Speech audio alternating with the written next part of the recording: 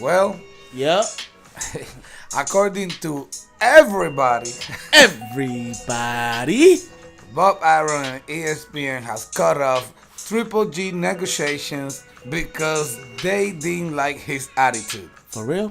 For real? That is crazy. Oh my gosh. You know, I never heard of such a thing before. Um, but it doesn't surprise me. You know, I don't know what they mean by his attitude. It's all, at this point, I just don't know what they mean, because they didn't really give too much details on why they just cut off the negotiations. I think they just said that they didn't like his attitude, that it's not worth the pain, it's not worth going through them troubles with Triple G. If you look at it, he's 36, 37 years old of age. Yeah. It's kind of like the. It's not gonna get any better at this point. He lost to the best fighter of the division, or to the biggest star in boxing, I should say, because at this point, I believe the best fighter in the division, at least when it comes to credential, the biggest and best middleweight resume belongs to Daniel Jacobs. Definitely. And I think Daniel Jacobs got stolen from that fight. I do too. Triple G. And not only me, a lot of people think that he did won that fight. But that tells you right there that Triple G perhaps, they just don't want him because perhaps they cannot offer him any easy fight out there. And we all know that Triple G is notorious for getting easy fight. Not to hate on him, but it's just the truth. Look at Daniel Jacob. When Daniel Jacob lost to Triple G, he went straight to Luis Arias, an undefeated fighter, and then he went straight to Zaleski, another undefeated fighter from Poland, and then went to another undefeated fighter on Sergey Derevyanchenko. Which happened that was the Triple G's mandatory for the IBF, and that's big coincidence that he dropped the IBF title to go fight not fight Canelo, but banish Matty Russian, yes, an 154 fighter that was already retired and for think 2 about years. It. These are difficult fights. These are very difficult fights.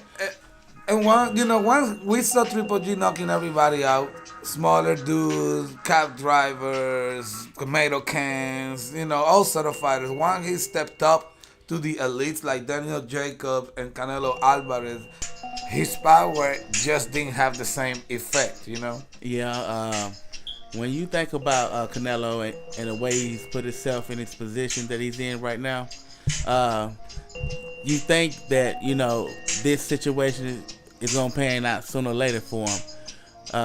When you really just go through back and forth with the situation, he had a chance to make it right. He left himself out there thinking he had a safety net up under him, and it was okay to do the things he was able to do. For right now, he'll be there when he get back. It's horrible for him at the same time.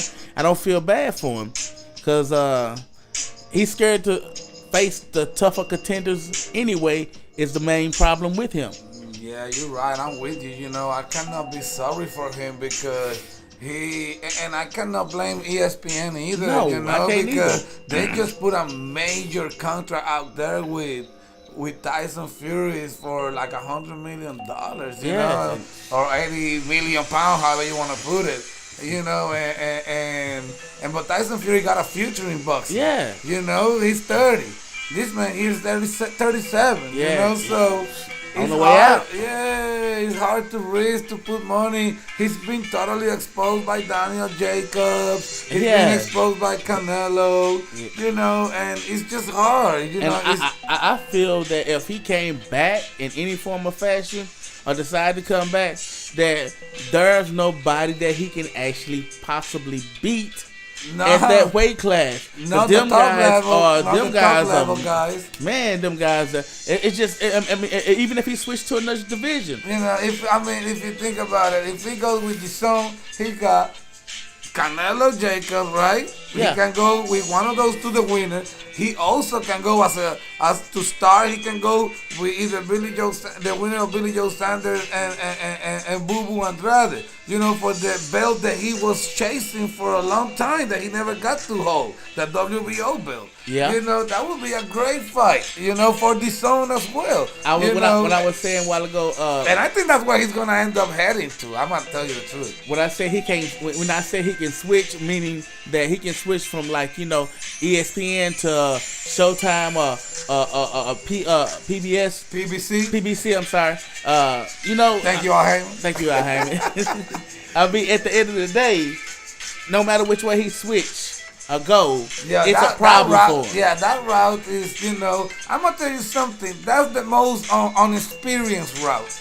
The route that perhaps of all the top fighters, that's the route that really nobody knows because nobody has experimented with Charlo. We can really have a good assessment on Charlo. We can't. Cordova was a good fighter. Yes, he is. I know, he couldn't make anybody look wrong. He didn't Boo-Boo's not a bad fighter. He didn't train for that fighter, but I don't believe on Charlo yet. I think he needs to step up. Okay. And if you're gonna pick one of those fighters, I will pick him. But then after Charlo, what? He's left alone on PBC. Yeah. What other fighter does PBC has?